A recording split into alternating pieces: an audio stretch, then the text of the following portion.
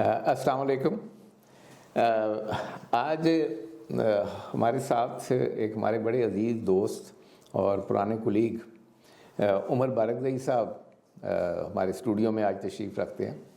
और बारकज़ई साहब का मैं थोड़ा सा ब्रीफ ये बताऊँ कि he is living history of Pakistan automobile engineering and manufacturing sector. तो इन्होंने वहाँ से पाकिस्तान की ऑटो इंडस्ट्री को देखा है जिसको कम लोग उसको जानते हैं। तो हमारी खुशकिस्मती है कि आज बारकज़ई साहब हमारे साथ हैं और हम इनसे कुछ ऑटो के मतलब और इनकी ज़ाती हिस्ट्री के मतलब आज इंशाल्लाह पूछेंगे और इंशाल्लाह आपको काफ़ी बेनिफिट होगी इसको देखने के लिए कि पाकिस्तान में ऑटो इंडस्ट्री में क्या क्या कारनामे हुए, क्या क्या काम बड़े बड़े ज़बरदस्त किस्म के हुए और उससे मुल्क को कितना फ़ायदा हुआ और इंजीनियरिंग इंडस्ट्री और जो इंजीनियरिंग वेंडर्स हैं वो कैसे कैसे अच्छे उसकी वजह से डेवलप हुए और उसमें से कुछ कंपनियां एक्सपोर्ट करने वाली भी निकली। तो बारकज़ई साहब बहुत शुक्रिया आप तशरीफ़ लाए हैं। आप थोड़ा सा आप हमें तारुफ़ के तौर पे बताएं कि आपकी फैमिली की क्या बैकग्राउंड है और आपकी फिर एजुकेशन क्या हुई। थैंक यू राजगार साहब। मेरी family we belong to Hyderabad और we are family of doctors and engineers माशाल्लाह।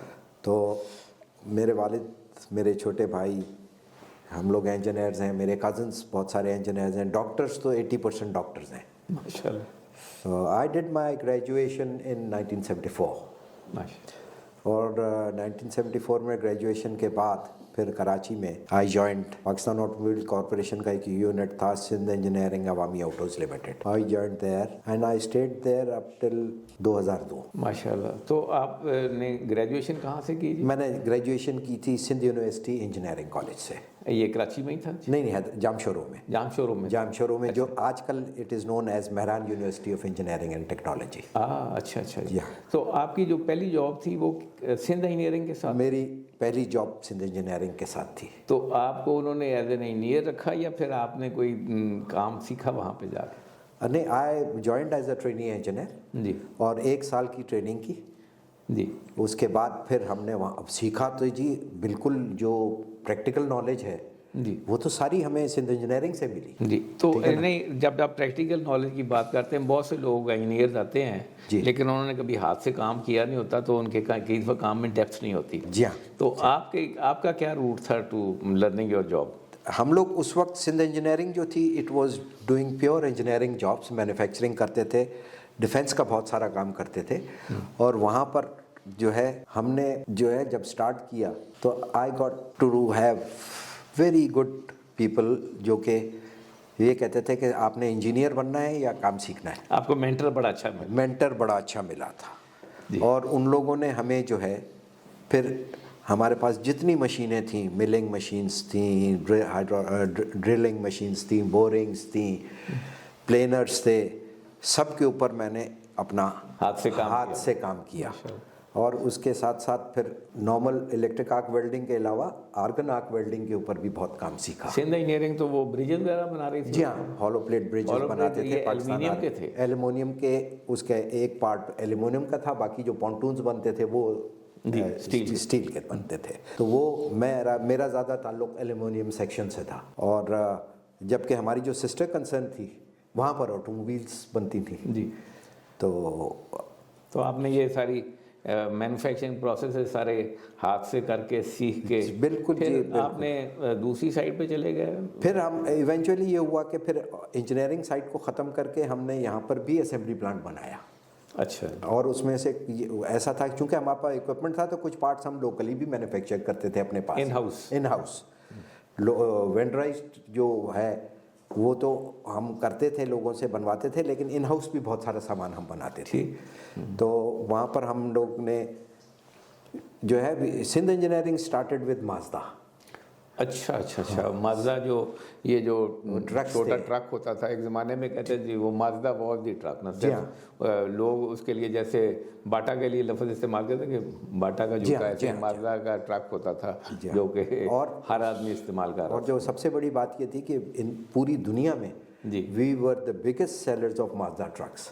अच्छा। जी हाँ, जबकि हमारी जो सिस्टर कंसर्न थी, चूँकि मैनेजमेंट एक ही थी, तो वहाँ पर तो फोर्ड बना करती थी। तो फोर्ड जो है वो तो खैर 64 से बन रही थी। फोर्ड जो कोटिना जो बनी जब थी ना, फोर्ड को कहते हैं, फोर्ड कॉर्टिना की बात कर रहे हैं, तो फोर्ड कॉर्टिना ब्रिटिश गाड़ी थी जो कि पाकिस्तान में असेंबल होती थी।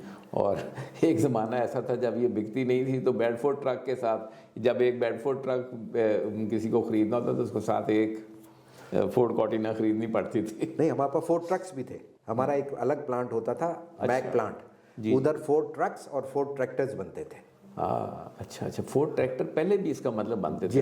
हाँ, अच्छा। हाँ, 3600 4600 वाले फोर्ड ट्रक्स बनते थे।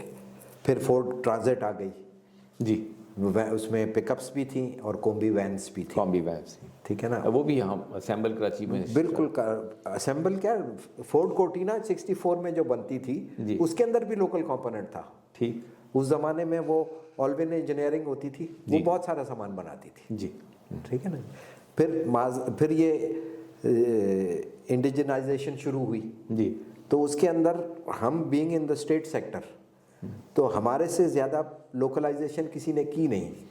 हाँ, क्योंकि आपने तो वो दिलो जान के साथ उसकी जी हाँ। की ना। तो हम लोगों ने जो है इतना उधर, हमारी फैक्ट्री एक टाइम ये था कि हम राउंड द क्लॉक काम करते थे। मेकिंग फोर्ड कॉर्टिना नहीं, फोर्ड कोटिना नहीं, ये जब इंजीनियरिंग के काम करते जब थे, ये मिलिट्री काम जी हाँ, करते थे। तो हम राउंड द क्लॉक काम करते थे। हमारे we had a huge machine shop.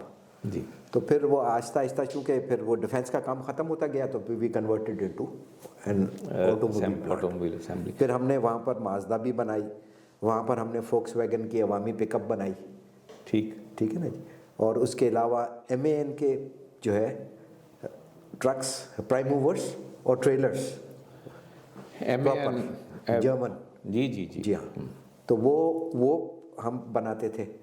और उसके बाद फिर हम लोगों ने कॉन्ट्रैक्ट असेंबली पे हमने Hyundai की जो शेजोर आई थी, शेजोर Hyundai H100, वो हमने स्टार्ट की जी। वो दीवान ग्रुप का था जी। वो हमने पाकिस्तान में पहले स्टार्ट की। हमारे पास कॉन्ट्रैक्ट असेंबली हुई। तो अक्रॉस द रोड हमारे पास सुजुकी शुरू हो गई 82 में जी।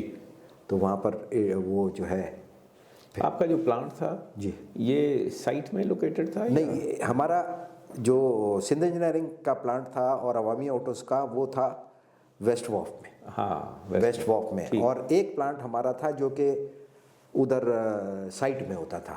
ठीक। एक वो वहाँ पर ट्रक्स और ट्रैक्टर्स बनते थे। ठीक। वो पहले previously it was known as Mack plant, नया दौर के पीछे। अच्छा, आपने क्योंकि बात की मैक की, जी, मैक ट्रक कब बनता था कराची में? वो मेरे आने से पहले बना करता था। अच्छा जी हाँ, 74 से पहले बना करता था। 74 से पहले मैक बनता था, और क्या क्या बनता था? 74 से पहले मुझे मैक जहाँ तक याद पड़ता है कि डॉज डार्ट भी असेंबल होती थी कराची में। डॉज डार्ट भी होती थी, वॉक्सॉल भी होती थी, वॉक्सॉल होती थी, वॉक्सॉल विक्टर जी, वो होती थी। और ये होती थी नेशनल मोटर्स में। और डॉज होती थी जो अब वो रिपब्लिक कहलाती थी जी, जो हारून वालों की थी। तो उधर ये अच्छा। सब और मैक ट्रक और ये और कोई एक दो चीज़ें और भी शायद, और इनके जो लोकलाइजेशन थी उस वक्त, मैंने सुना कि वायर हार्नेसेस मैक ट्रक और इसके लिए भी बनती थी कराची में। जी हाँ, काफ़ी हद तक बनती थी, मैक ट्रक्स की भी बनती थी। और जो है बेडफोर्ड का तो बहुत सारा सामान लोकल बनता था। तो लोकलाइजेशन तो बहुत करते थे, शुरू से ही हो रही थी जी। और बल्कि फोर्ड कोटिना के तो ब्रेक ड्रम्स और ये सब हमको ये भी हमने जो है सुना है कि हमारे से सीनियर होते थे वो कहते थे कि हम लोग मोटरसाइकिलों पे लेकर आते थे सामान। ठीक, उठा के लोकल कराची की वेंडर इंडस्ट्री ऐसे सप्लाई कर रही थी सारी चीज़ें। तो और जब ये लोकलाइजेशन शुरू हुई जी, तो फॉर्चुनेटली आप मेरा फिर थोड़ा सा जब प्रमोशंस वगैरह हुए तो मैं क्वालिटी कंट्रोल में चला गया जी। तो फिर ये वेंडर इंडस्ट्री जो ज़्यादा लोकलाइजेशन होनी शुरू हुई तो वो डेवलप हो रही थी और उनके साथ उनकी डेवलपमेंट भी कराना और अपना क्वालिटी मटेरियल भी लेकर आना जी, वो भी हम जो है उसमें हमारा बड़ा एफर्ट होता था। तो ये बताएं कि इस पॉइंट में ये जो चंद चीज़ें ऑटो इंडस्ट्री में जो मुझे याद आता है लगी कि जैसे जिसे कहते हैं ना बिल्डिंग ब्लॉक्स ऑफ इंडस्ट्री जी ऑफ ऑटो इंडस्ट्री के एक तो बलूचिस्तान व्हील्स लगी जी, एक उसके बाद बुलान कास्टिंग लगी हुई, बेला इंजीनियरिंग हुई, और फिर बेला इंजीनियर जो कि बेडफोर्ड ट्रक का इंजन बनाती थी। जी हाँ। ये 3 कंपनियां बनी इसलिए कि ये 3 होंगी तो इसके साथ कई और डेरिवेटिव प्रोडक्ट्स बनेंगे और चीज़ें बनेंगी। तो इसके ऊपर थोड़ा थोड़ा हमें बताएं। इसमें एक चीज़ और बता दूं, एक जो है नेशनलाइजेशन के बाद एक होती थी नया दौर मोटर्स जी, तो जब पाकिस्तान ऑटोमोबाइल कॉर्पोरेशन वो बनी, पहले कंडा वाला मोटर पहले कांडा वाला थी। हाँ, जब उसको फिर कौमिया लिया गया जी हाँ, तो फिर वो जी नया दौर मोटर्स, उन्होंने वो उस वक्त जीप बना रहे थे। उनकी फाउंड्री भी अपनी थी और उनकी मशीन शॉप भी अपनी थी। उनका और फाउंड्री तो जीप की असेंबली भी वो कर रहे थे। जीप की असेंबली, जीप CJ7 पाकिस्तान में बना, CJ7 पाकिस्तान बन रही थी। ठीक है ना।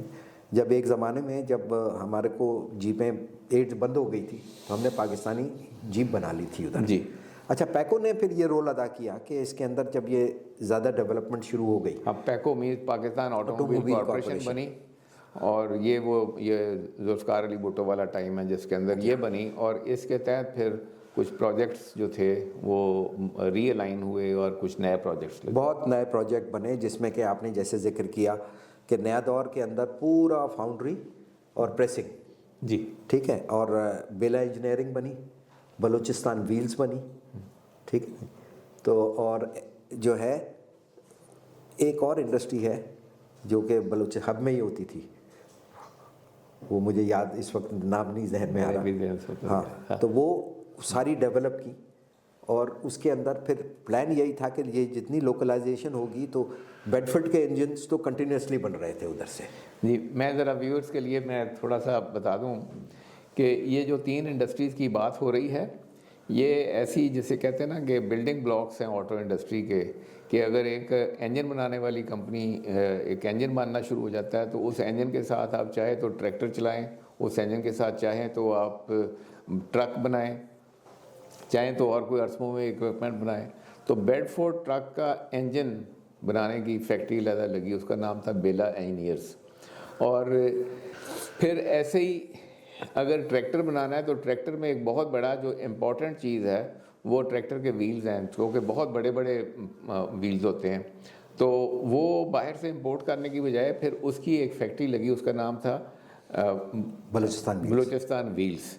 बलूचिस्तान व्हील्स पूरा एक GKN इंग्लैंड की एक बहुत बड़ी इंजीनियरिंग कंसर्न है और ऑटो में वर्ल्ड लेवल के बहुत बड़े उनके पेटेंट्स हैं। उनसे ये टेक्नोलॉजी और उनसे कोई लाइसेंस लिया गया ये इनके ट्रक और ट्रैक्टर के व्हील रिम बनाने के लिए। तो बहुत बड़ा एक इदारा ये आया। सिमिलरली जब जिसको हम ट्रैक्टर कहते हैं, ट्रैक्टर के अंदर बड़ी हैवी और बड़ी बड़ी कास्टिंग लगती हैं, तो जब तक वो कास्टिंग ना हो तो आगे उसकी मशीनिंग नहीं हो सकती। तो कास्टिंग बनाने के लिए एक लेदर फैक्ट्री लगी, उसका नाम था बोलान कास्टिंग्स। तो ये 3 पाकों के तहत ये 3 बड़ी चीज़ें लगी, जिनके बाद फिर जो हमारी ऑटो इंडस्ट्री थी उसके अंदर एक रौनक आनी शुरू हुई कि जो ट्रैक्टर साज कंपनियां थी उनको पुर्जे मिलने शुरू हुए, लोकल बने हुए, उनके व्हील रिम मिलने शुरू हुए। और ऐसे फिर बेडफोर्ड ट्रक बहुत हाई वॉल्यूम में बना पाकिस्तान में, उसका इंजन कराची में बनता था। तो उसके बाद फिर यह है ना कि व्हील रिम्स भी बनने शुरू हो गए ना। जी, तो फिर व्हील रिम्स माजदा के भी वहीं बनते थे जी, हीनो के भी वहीं बनने शुरू हो गए और बाद में कारों के बनने, फिर कारों के भी बनने शुरू हो गए, सबके बनने शुरू हो गए, लेकिन वो सारे स्टील के। जी हाँ, बाद में उनका एक प्लान था उस वक्त के ये एलॉय रिम्स भी शुरू करेंगे, तो लेकिन अनफॉर्चुनेटली नहीं। तो ये जो है उसके उस ज़माने में जो है लोकलाइजेशन इतनी होती जा रही थी और उसका फ़वायद भी नज़र आ रहे थे। तो इतनी लोकल इंडस्ट्री डेवलप हुई, साथ में जब ये डेवलपमेंट होती है ना तो उसके साथ साथ डिफरेंट और ऑर्गेनाइजेशंस खड़ी होती हैं जो कि इन जैसे अब ट्रक शैसी लिया तो उसके अंदर फिर फायर ब्रिगेड बन गई, ठीक है ना जी, हाँ, बाउजर्स बन गए, बाउजर्स बन गए, ठीक है। और जो है डिफरेंट डंपर्स बन गए। डंपर अब ये सिंध इंजीनियरिंग जो है, सिंध इंजीनियरिंग को ये एजाज़ हासिल है कि पाकिस्तान में पहला डंप ट्रक सिंध इंजीनियरिंग ने बनाया, और मेरा उसमें बहुत बड़ा कंट्रीब्यूशन था। माशाल्लाह, ठीक है ना जी। फोर्ड के ऊपर हमने बनाए थे जी, और वो बहुत हमने उस ज़माने में बेचे भी थे जी। तो आप एक एक करके थोड़ा सा ये इसको कहते हैं कि डेरिवेटिव्स ना, मतलब कि जो बेसिक ऑटो इंडस्ट्री थी उसके डेरिवेटिव्स निकलने शुरू हुए। जैसे कि अभी आपने बताया, जस्ट टू स्टार्ट विद कि अब मगर ट्रक्स थे तो ट्रक के ऊपर फिर फायर फाइटिंग व्हीकल्स कैसे बनी, ज़रा थोड़ा सा मैं वो जो दो कंपनियां इस काम में सामने आई उनके मतलब देखिए, ये जो ट्रक्स के ऊपर जो बनते थे तो उसमें सबसे पहले बनी थी, एक थी पाकिस्तान इंजीनियरिंग। अच्छा, वो पब्लिक सेक्टर में बनी? नहीं, प्राइवेट सेक्टर पाकिस्तान अच्छा। इंजीनियरिंग वर्क्स था। अच्छा, वो प्राइवेट सेक्टर में उन्होंने बनानी शुरू की। उन्होंने ये बाउजर्स, ड्रम ट्रक्स और क्या बोलते हैं, फायर फाइटिंग इक्विपमेंट ट्रक्स, और फिर उन्होंने ट्रेलर्स भी बनाने शुरू कर दिए। तो ये थे, एम्बुलेंसेस बनाते थे वो। उसके बाद फिर लेटर ऑन और ज़्यादा सिस्टमेटिकली फिर कराची के अंदर जो है, ये लेट 70s की बात है कि मेराज शुरू हुआ। हाँ, मेराज इंजीनियरिंग, कुरैशी साहब, मेराज लिमिटेड है, मेराज लिमिटेड। हाँ, वो कुरैशी साहब ने बड़ी मेहनत की उधर। हाँ, और कुरैशी साहब उन्होंने एडेप्शन बहुत की। जी, मुझे प्रॉपर उनका पूरा नाम नहीं याद। IH कुरैशी साहब, वो उन्होंने अपनी बचपन में जो इंजीनियरिंग थी वो जर्मनी से ग्रेजुएट किया था। जी हाँ। और लेकिन आम आदमियों की तरह वो जर्मनी में सेटल नहीं हुए। उन्होंने कराची आके एक इंडस्ट्री अपनी ये स्टार्ट की, और बहुत हाई लेवल का और बड़े जर्मन लेवल की ना वो बना रहे हैं अपने फायर फाइटिंग व्हीकल, और बना के पाकिस्तान से उनको एक्सपोर्ट भी करते हैं। जी हाँ, सबसे बड़ी बात यह है कि एक्सपोर्ट भी वो करते हैं। अच्छा, तो फिर ऐसे ही हसीन हबीब लाहौर में, वो भी fire fighting vehicles Punjab region के अंदर ये ज़्यादा थे जी, इन हो गए थे फिर जो है। और ये इन्होंने भी काफ़ी अपने आप को तो ऑटो इंडस्ट्री से अगर आगे निकले इसमें से, तो फिर आप ज़रा थोड़ा सा हमें ये बताएं कि जो एक्सेल्स बनने शुरू हुए और उसके ऊपर जो ट्रेलर्स बनने शुरू हुए, जो उसके वो कौन कौन सी कंपनियां थी?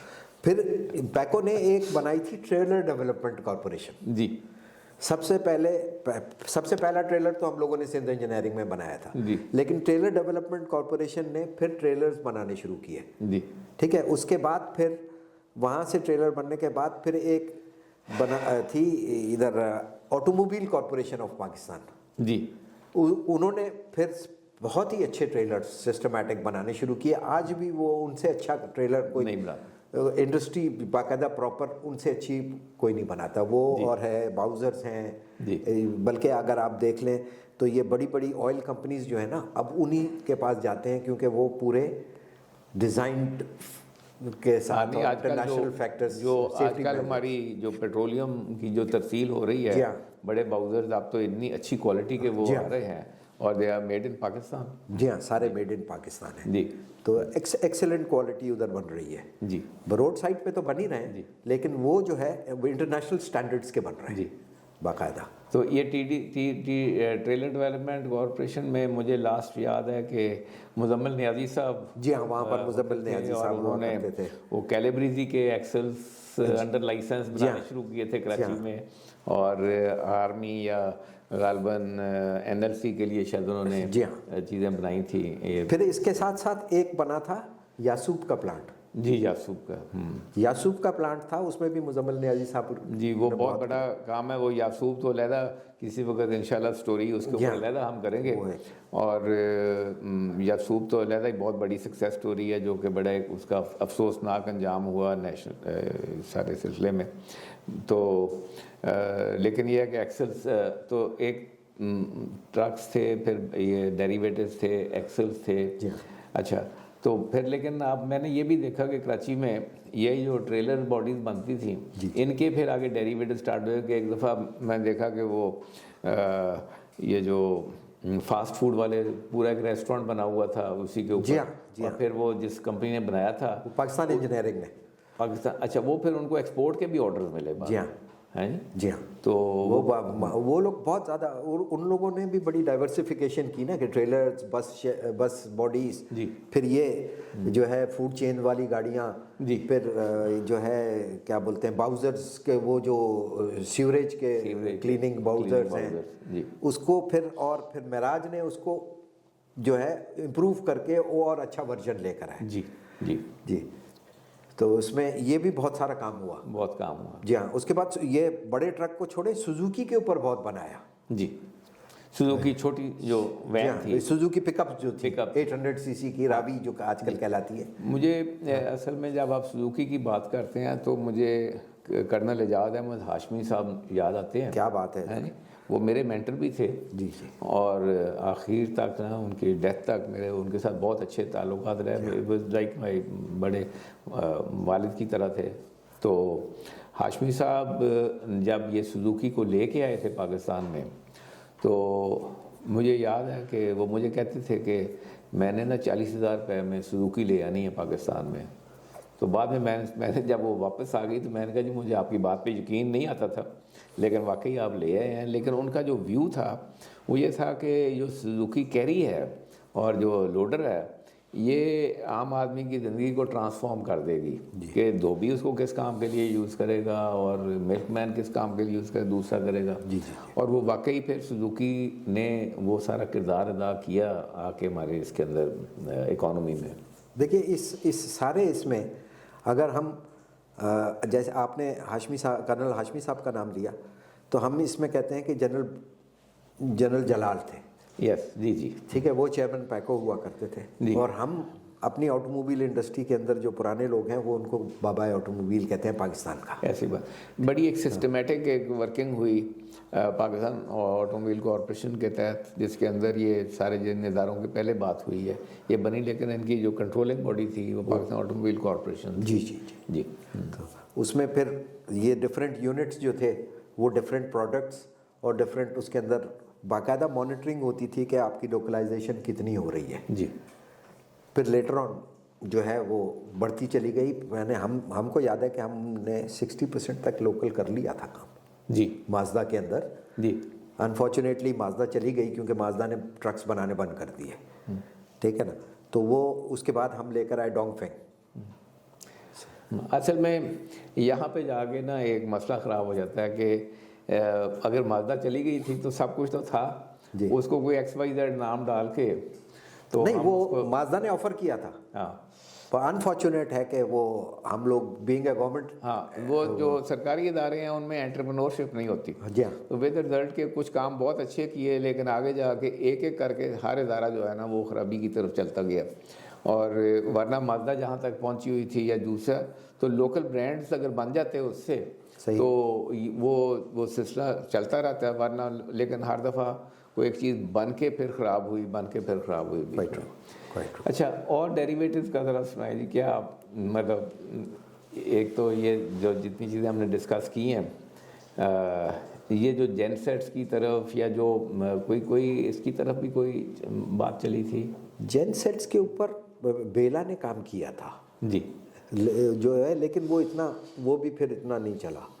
जेनसेट्स के ऊपर किया था और इंजन उन्होंने एग्रीकल्चरल यूज़ के लिए भी यूज़ करने के लिए बनाए थे जी, लेकिन वो इतना नहीं मिला, नहीं हुआ रिस्पॉन्स। तो आपका कोई ट्रैक्टर इंडस्ट्री के साथ भी राब्ता रहा? बट ट्रैक्टर हमारे पास जो फोर्ड बना करते थे जी, तो उसमें बस वैसे ही वो होती थी माशाल्लाह। हाँ। अच्छा, तो अब आप ये बताएं कि आपका वैसे जो ओवरऑल जो व्यू है अबाउट अवर इंजीनियरिंग एजुकेशन वो क्या है? इंजीनियरिंग एजुकेशन में अब थोड़ा सा जो ज़्यादा, मैं भी कई दफ़ा, जैसे मेरी एल्मा मेटर है मेहरान यूनिवर्सिटी अब हो गई है, कहलाती है, तो मैं तो वहाँ जाके कहता हूँ कि भाई आप यूनिवर्सिटी इंडस्ट्री लिंकेज के ऊपर ज़्यादा जोर दें जी, ताकि आपके जो स्टूडेंट्स हैं वो जब 3rd ईयर फाइनल ईयर तक आएँ तो उनको एक्सपोज करें इंडस्ट्री के साथ जी, और इंडस्ट्री आपको लेगी। उसमें आपको गवर्नमेंट इंजीनियरिंग डेवलपमेंट बोर्ड का भी बड़ा इसमें एक जो है फाल वो है कि वो आपका उनका जो है लाइजन करा के और वहाँ पर करें। हालांकि मेरे ख्याल से हर यूनिवर्सिटी के अंदर ये है इनका एक अपना एरिया, इनको चाहिए कि बहुत ज़्यादा आपस में एक्सचेंज प्रोग्राम करें ताकि बच्चे जाएं, फील्ड के अंदर जाएं, जाके देखें कि क्या हो रहा है। हमारे ज़माने में ये नहीं होता था। असल में जी ऐसे है कि ये जो मैन्युफैक्चरिंग है, पाकिस्तान की जो फ्यूचर है वो इसी चीज़ में है कि आपके मुल्क में ज़्यादा से ज़्यादा फैक्ट्रियाँ लगें और वो फैक्ट्रियाँ जो हैं वो एक्सपोर्ट ओरिएंटेड हों। तो इसके साथ अगर एक एकड़ ज़मीन है तो उसमें 2 आदमी भी बहुत ज़्यादा हैं, लेकिन 1 एकड़ के ऊपर अगर एक फैक्ट्री लगी हुई है तो उसमें हो सकता है 200 से लेके 1000 आदमी उसके अंदर और उसको मुलाजमत मिल जाए। तो इट्स बहुत इम्पॉर्टेंट है कि अच्छा उसके अंदर जो तालीम याफ्ता आदमी है वो अगर मैन्युफैक्चरिंग के अंदर आएगा तो उसके लिए भी मौके हैं और उसके मुल्क के लिए भी मौके हैं। वरना फिर ये होता है कि हम कहते हैं जी पाकिस्तान में कुछ नहीं रखा हुआ और हम बाहर जा रहे हैं। तो हम 2 बंदे आपके सामने बैठे हैं तो हम पाकिस्तान में रहें और हमने कभी बाहर जाने का सोचा नहीं है कि हमने बाहर जाना। अल्लाह का फजल है कि हमने मुल्क में कंट्रीब्यूट भी किया है और अपने एक सुख चैन की ज़िंदगी भी हम यहाँ बसर कर रहे हैं।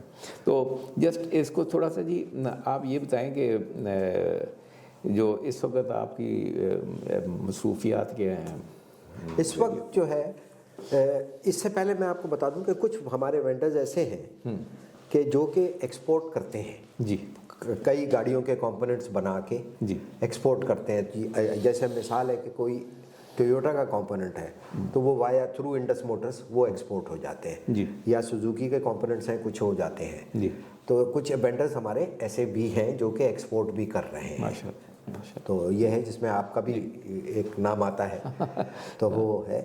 और उस आजकल जो है आफ्टर रिटायरमेंट मैं जो है थोड़ा सा सोशल वर्क पे है जी। तो कुछ हमारे जो ओल्ड कलीग्स हैं हम लोग मिलकर इंटीरियर में देहातों में जी। स्कूल्स बनाए हैं, वहाँ पर आईटी की बहुत ज़्यादा कोशिश कर रहे हैं कि और स्पेशली बच्चियों के लिए जी कि वो लोग वहाँ पर पढ़ें और एक्सपर्टीज़ लें उनको। बल्कि ऐसा भी है कि वो अब कॉम्पिटिशन्स में हिस्सा ले रही हैं।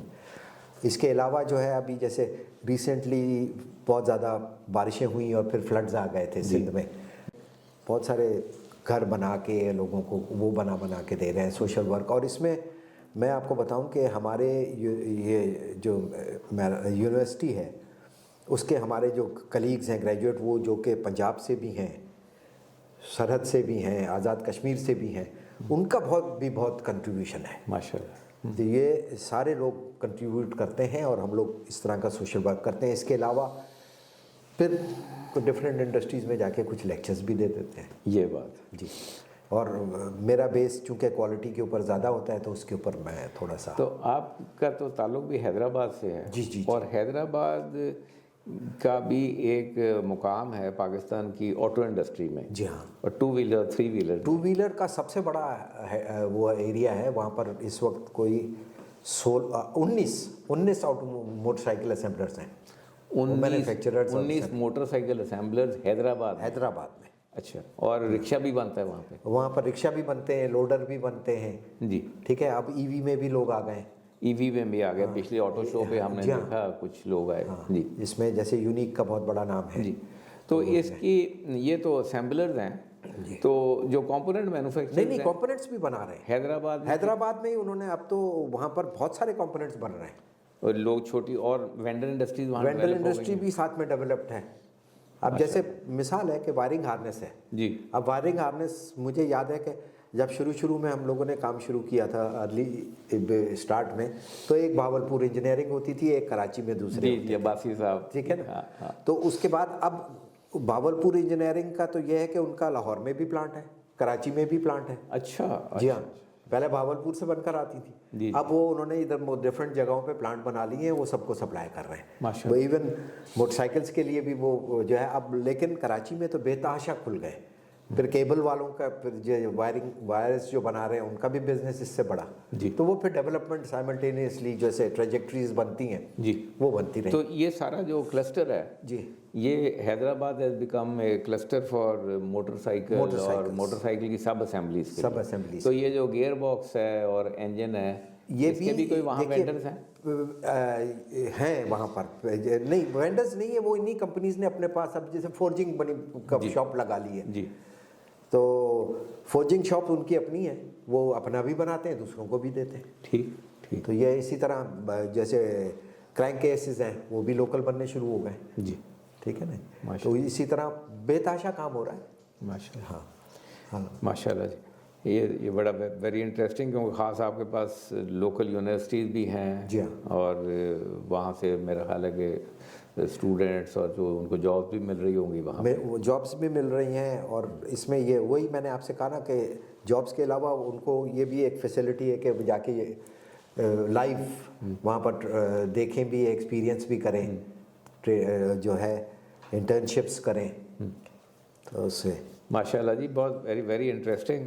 और हमारे एक्चुअली ये जो नौजवान कौम है वो सारा टाइम ना इनके लिए एक, क्योंकि जो भी ख़बरें आती हैं ना हमें, और जो ख़बरें हमारे ऊपर फेंकी जाती हैं वो सारी डीमोरलाइजिंग जी है, हाँ। हौसला तोड़ने वाली हैं। सही है जी। आपकी कोई मैसेज हो हमारे यंगर लोगों के लिए?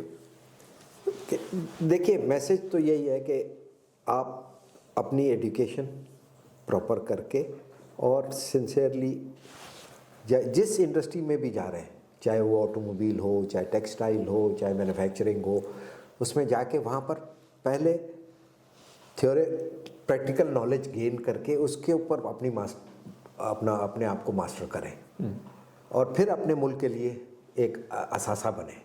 जी, that is what I would say. माशाल्लाह। बारगवी साहब बहुत शुक्रिया, Thank thank you very much. आप यहाँ तशरीफ़ लाए हुए थे इस्लामाबाद, तो हमारी बड़ी खुशकिस्मती है कि आप यहाँ थे और आपके साथ कोई तबादला ख्याल हुआ, और कुछ हमने बारगवी साहब से कुछ जो हिस्ट्री है ऑटोमोबाइल इंडस्ट्री की और उसके साथ जो हमारी मुल्क की इकॉनमी में जो रौनक आई है उसके ख्यालात हमें मिले। बहुत शुक्रिया व्यूअर्स का भी और सर आपका भी बहुत शुक्रिया। सर।